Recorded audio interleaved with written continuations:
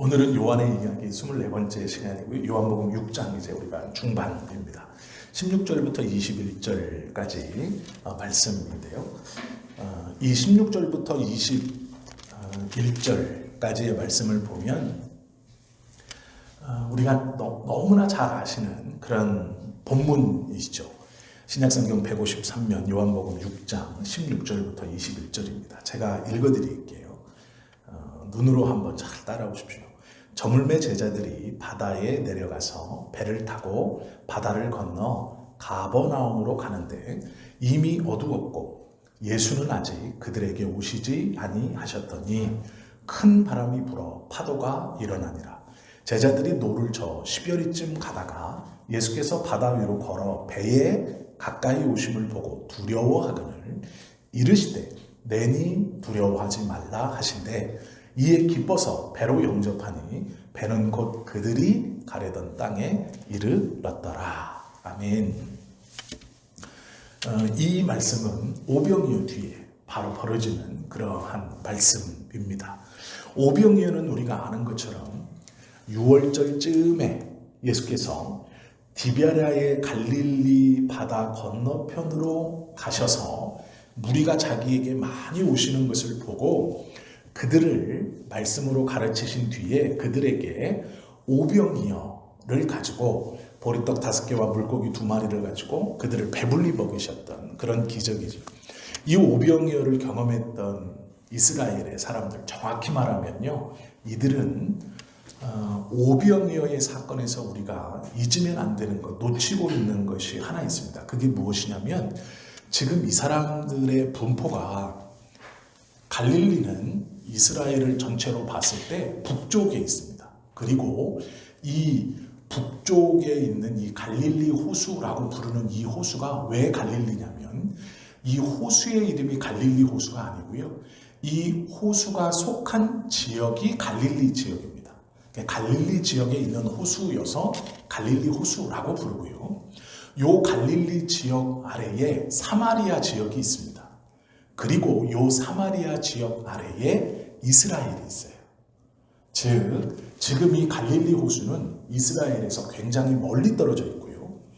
이스라엘은 과거에서부터 남유다여서 성전을 가지고 있었고 자기들만이 순수 하나님의 백성이고 자기들이 하나님의 은혜로 성전을 소유했던 북이스라엘 사람들과는 또 구별된, 그래서 자기들은 정말로 순수한 하나님의 백성들이라고 생각했던 것이 지금 예루살렘 주변에 모여 살고 있는 우리가 유대인이라고 부르는 사람들이에요. 그리고 이들이 볼 때 갈릴리 지역, 사마리아를 건너뛰어 사마리아보다 더 위에 있는 저 갈릴리 지역은 이스라엘을 주변으로 살았던 유대인들이 볼 때 유대인이 아닙니다. 왜 그러냐면 오랜 시간 동안 북이스라엘 지역으로 이들은 성전에 내려와서 예배하지 못했고 나라가 분단되었고 산당을 세워서 그 주변에서 예배하게 했기 때문에 이들을 특별히 유대인들은 갈릴리 사람들이라고 불렀어요. 자기들처럼 유대인 이렇게 부르지 않고 유대인들은 그들을 구별해서 갈릴리 사람들 이렇게 불렀어요. 즉 오늘 이 오병이어의 사건이 일어난 곳이 어디냐면 갈릴리 지역이에요. 예루살렘에서 사마리아를 가운데 두고 분리되어 있는, 예전으로 말하면 북이스라엘의 땅, 그것도 북이스라엘 중에서도 꼭대기입니다. 즉, 요 꼭대기로 더 가면 이제 예루살렘의 경계를 넘어가요. 그러니까 지금 이 오병이어가 6월절쯤 예수께서 이 갈릴리 지역에서 행하셨다라는 것은 굉장히 큰 의미가 있어요. 유대인들의 입장에서는, 경건한 유대인은 이 6월절을 맞이하면 예루살렘을 순례해야 했습니다. 정결케 했어야 돼요. 그런데 오히려 이 예수 공동체는 6월절쯤에 예루살렘에 있었던 게 아니라 떠나요, 멀리. 그리고 그곳에서 이 유대인이라고 하는 곳에서 소외됐었던 갈릴리 지역, 특별히 종교적으로도 낙후됐고 문화적으로도 낙후됐고 경제적으로도 낙후된 갈릴리 지역에서 예수님이 6월절쯤에 하나님의 말씀을 가르치는 거예요. 그래서 예수님 앞에 나온 사람들은 유대인은 자기들이 생각했던 본토 유대인은 별로 없고 갈릴리 지역의 사람들입니다. 이들은 유대인들과는 조금 똑같은 사람이지만 그들 내부적으로는 분리되어 있는 사람들이에요. 조금 차별받고 있었고 낙후되어 있고 종교적으로나 경제적으로 떨어지는 사람들이에요. 이 사람들에게 예수님께서 벳세다에서 오병이어의 기적을 베푸셨어요. 벳세다는 요 갈릴리 지역의 호수 중에서도 요 꼭대기에 있는 지역입니다. 호수의 북쪽 제일 꼭대기예요. 이곳에서 이게 무엇을 의미하냐면 예루살렘을 떠나 갈릴리 호수로 오셨어요. 그곳에서 종교적으로 소외된 이들에게 하나님의 나라를 전하고 그들을 배불리 먹였습니다. 그러기에 그들은 뭐라고 생각했냐면 예수께서 우리의 배고픔과 이 차별과 로마의 압제를 해결시켜 줄 메시아라고 생각했어요. 그래서 남유다와는 다르게 왕을 삼자 이렇게 생각한 겁니다. 예수님을 왕으로 삼으려고 했던 것은 갈릴리 사람들이 생각하는 개념 속에서 예수 그리스도가 보여주시는 이 놀라운 일이 소외된 자신, 요 갈릴리 지역의 사람들을 이끌고 갈 이 차별을 해결시켜줄, 크게는 로마의 압제에서 작게는 요 예루살렘을 중심으로 있는 유대인이라고 부르고 자기들을 갈릴리 사람이라고 구별해서 부르는 이것에서 해결시켜 줄 사람이었어요. 그러기에 예수님을 왕으로 삼으려고 했고 예수님은 그 무리들을 떠나서 산으로 올라 기도하러 가시죠. 그런데 기도하러 가시면서 제자들에게 갈릴리 호숫가 바닷가로 내려가서 배를 타고 가버나움으로 가라 이렇게 명하십니다. 그런데 재밌는 건요, 오병이어가 벌어졌던 벳사다와 예수님이 보내시는 가버나움은 멀지 않아요. 뭐 옆 동네는 아니지만 멀리 떨어져 있는 지역이 아닙니다. 이 지역은 배로 이렇게 갈 필요가 없어요. 그냥 이렇게 걸어서 가면 됩니다. 즉 호수 꼭대기가 벳세다고 그 옆에 호수를 타고 이렇게 있는 데가 가버나움이에요. 요걸 이렇게 가면 됩니다. 그리고 이 지역은 풀이 많은 지역이에요. 이게 무슨 얘기냐면 걷기에 힘들거나 황량하거나 뭐 사막 같은 기후가 아닙니다. 여기는 녹색지대입니다. 그래서 풀도 많고 쉬어갈 오아시스도 있는 지역이에요. 요 벳세다에서 가버나움까지는. 그래서 물론 벳세다에서 가버나움까지 걸어가는 것이 시간이 오래 걸리죠. 사람이 걸어가야 되기 때문에. 배를 타고 이렇게 가는 것이 더 나을 수 있지만 문제는 뭐냐면 밤이 되면 갈릴리에는 갑작스러운 돌풍 그리고 이 헬몬산에서 내려왔던 이 차가운 바람으로 인해서 호수에 갑작스러운 돌풍이 칩니다. 그래서 어둠이 깔리면 이 갈릴리 호수를 다니지 않아요. 갈릴리 호수 제일 외곽 근교에서 물고기는 잡지만 절대로 이 헬몬산이 가까운 북쪽에서 배를 타고 저녁 때 이동하지 않습니다. 언제 돌풍이 올지 모르기 때문이에요. 상식적이라면 예수님께서 가버나움으로 보내실 때 제자들을 배에 태워서는 안 되고 걸어가게 하셨어요. 야, 내일 아침에 도달하든지 내일 점심에 도달할지 모르겠지만 걸어서 가버나움으로 가라. 그곳에서 내가 할 일이 있다. 이렇게 명령하셨어야 돼요. 그런데 예수님이 배를 타고 그 저녁에 해가 떨어진 그 시간에 갈릴리 호수를 건너라. 이렇게 명하십니다. 우리는 그 이유를 짐작해보죠. 왜 그러냐면 벳세다에서 오병이어의 기적을 베푸시고 그곳에서 많은 갈릴리 사람들이 예수님을 왕으로 삼으려 했고 성경에 보면 예수님의 제자들도 우리 예수님이 왕이 되는 것을 기대했어요. 예수님이 왕이 되면 나도 한 자리씩 맡아서 높은 자리에 앉으려고 했던 생각들을 제자들도 했습니다. 그러면 그 시간이 지금 온 거죠. 제자들이 기다렸던 시간, 갈릴리 백성들이 왕으로 삼으려고 했던 그 제자들과 백성들과 한마음이 되어서 예수님을 왕으로 삼으려고 하는 그 이야기꽃이 피워지던 시기예요. 그런데 예수님은 기도하러 산에 가시고 제자들에게 가버나움으로 배를 타고 가라 명령하셨어요. 배에 탔습니다. 아니나 다를까 10여리쯤 가자. 돌풍이 몰아오기 시작합니다. 큰 바람이 불어 파도가 일어났어요. 제자들이 노를 저 10여리쯤 가다가 예수께서 바다 위로 걸어 배에 가까이 오심을 보고 두려워합니다. 그럴 수밖에 없겠죠. 그런데 예수님께서요, 일부러 제자들을 배를 타고 가버나움으로 보내시는 이유가 있습니다. 두 가지 이유가 있는데요. 하나는 물 위를 걸어 오심을 보여주시기 위해서요. 이게 무슨 말이냐 싶죠?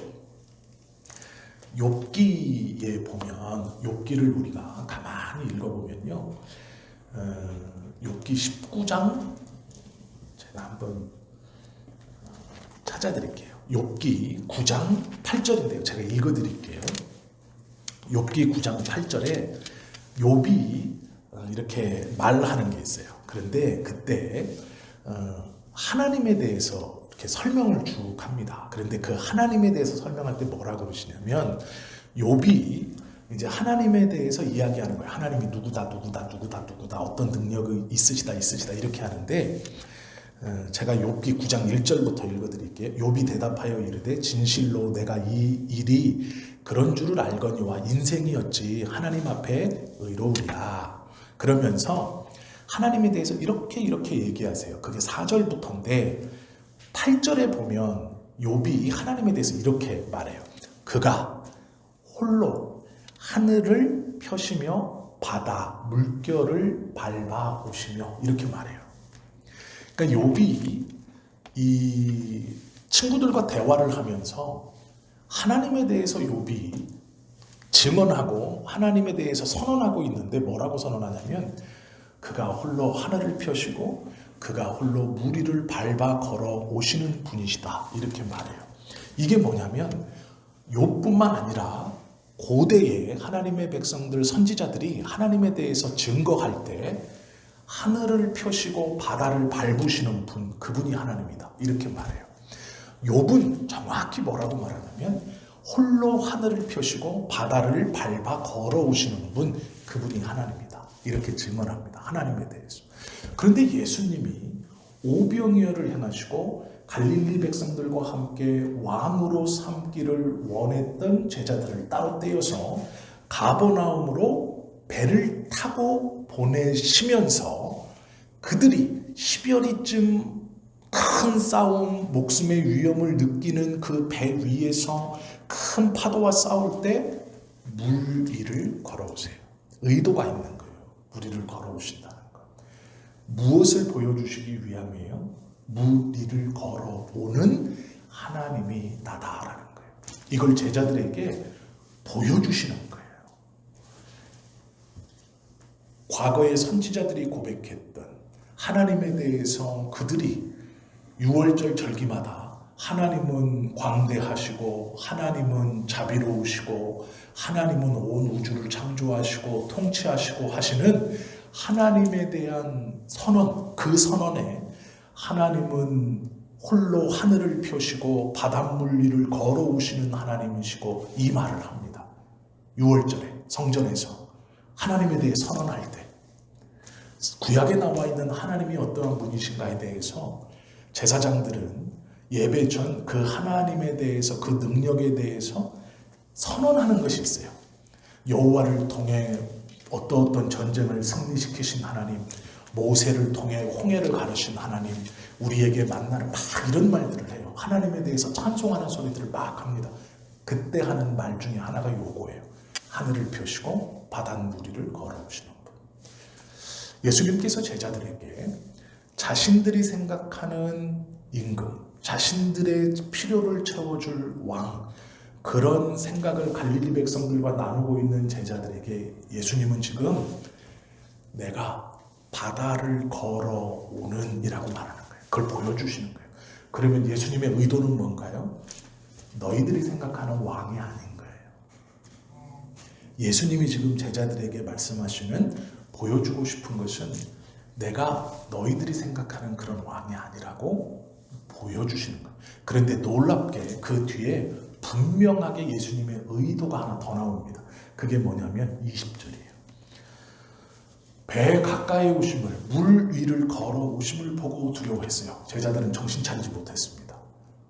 그 하나님에 대해 물 위를 걸어 오시는 분이란 말씀도 깨닫지 못했어요. 그런데 이 말을 들었을 때 그들은 망치로 머리를 빵 얻어맞은 것처럼 큰 울림이 있었을 거예요. 그 말이 뭐냐?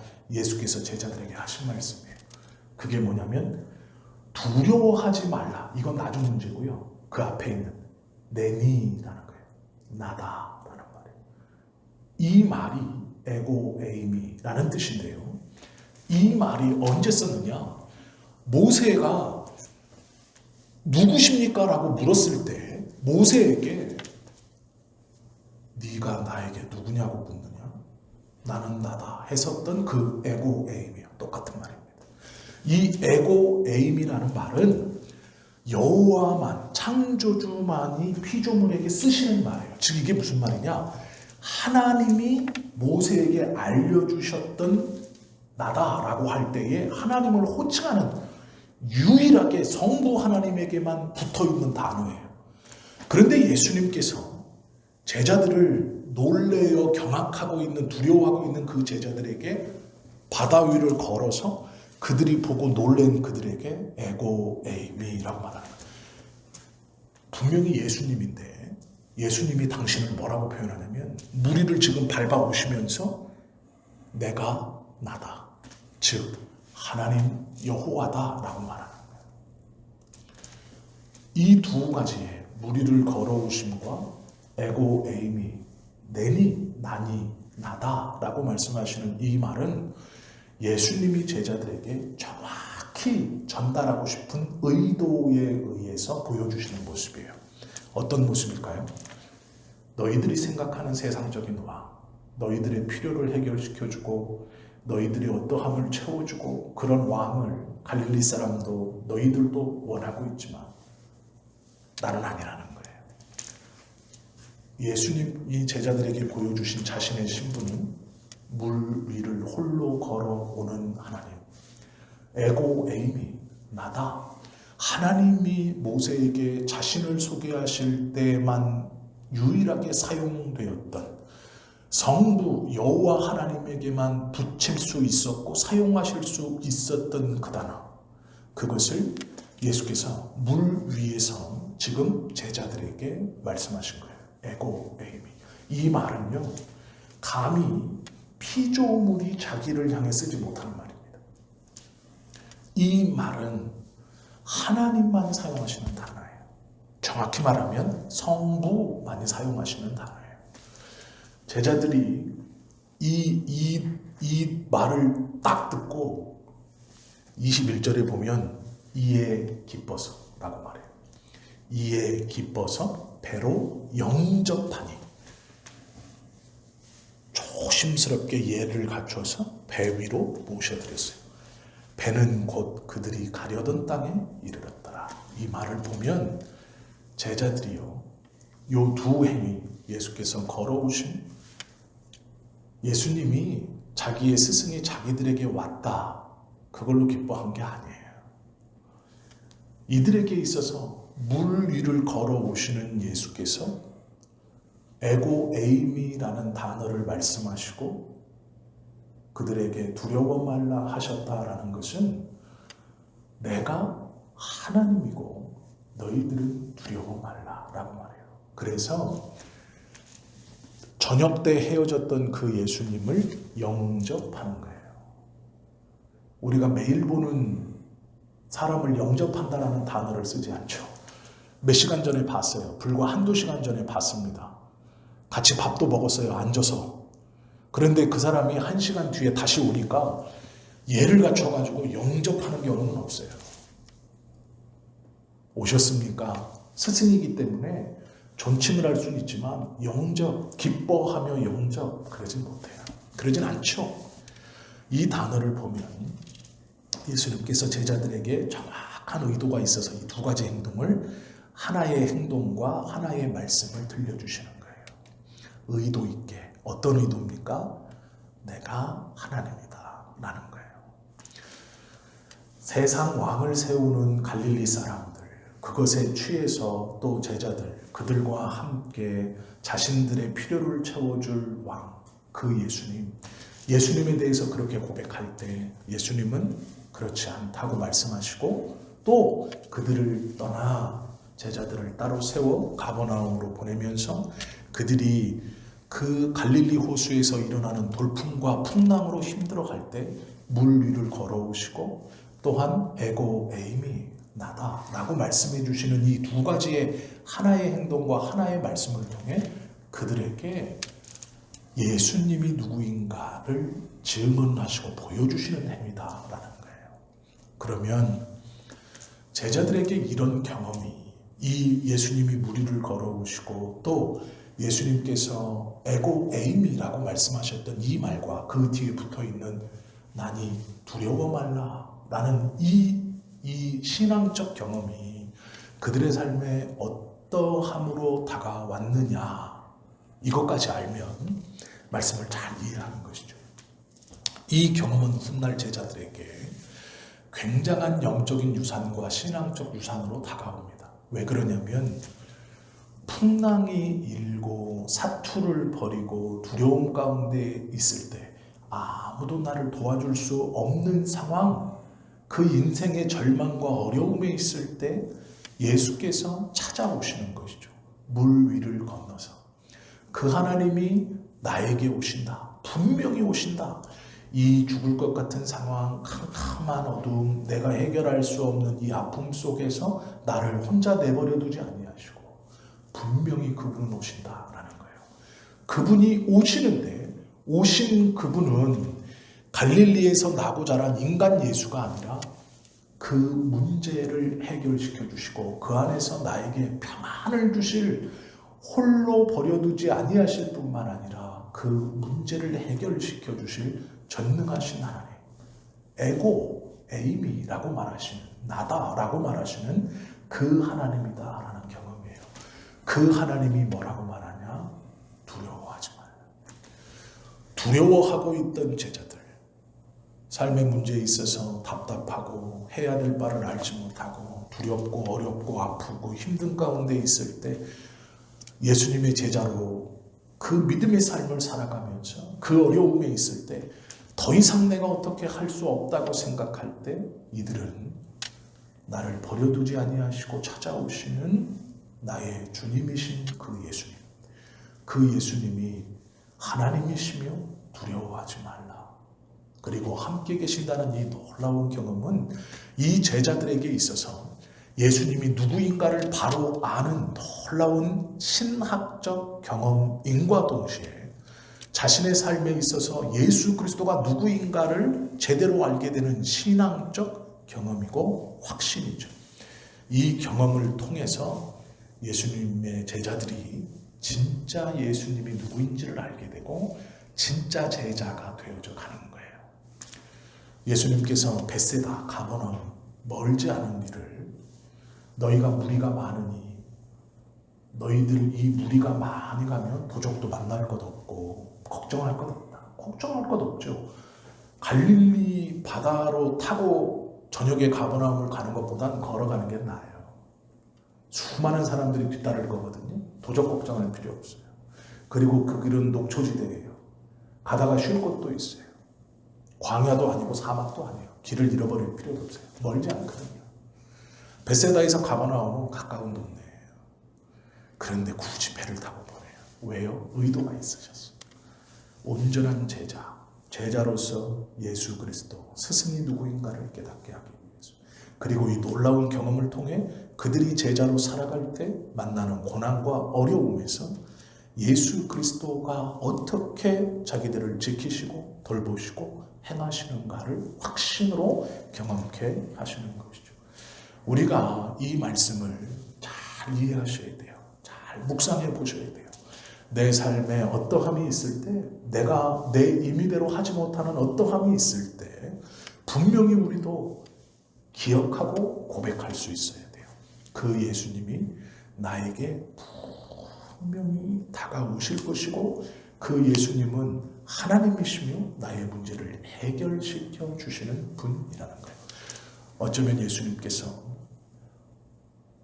신앙적 경험으로 인해, 오병이어의 경험으로 인해 기쁘고 감사하고 만족하고, 이곳이 좋지 않습니까? 하나님, 나에게 이 은혜가 좋지 않습니까? 여기서 내가 더 바랄 게 무엇이 있겠습니까? 너무나 기쁘고 내가 옛날부터 꿈꿔왔던 것이 이제 곧 이루어질 것 같고, 하나님께서 주시는 평안이 또 환경이 내 안에 있으니 하나님이 말하면 됐습니다 라고 했던 그 오병이어 직후의 순간에 어쩌면 우리에게 이해할 수 없이 배를 태워 갈릴리 호수 한가운데로 보내실 수 있습니다. 예기치 못한 풍랑이 우리의 삶에 다가올 수 있고, 그렇게 힘들게 노를 젓고 사투하고 있을 때, 어찌해야 될지를 알지 못할 때 그리스도가 오셔서, 그 그리스도가 그냥 오신 그분이 아니라 무리를 걸어 에고에이미, 나니 나다 부러워하지 마라.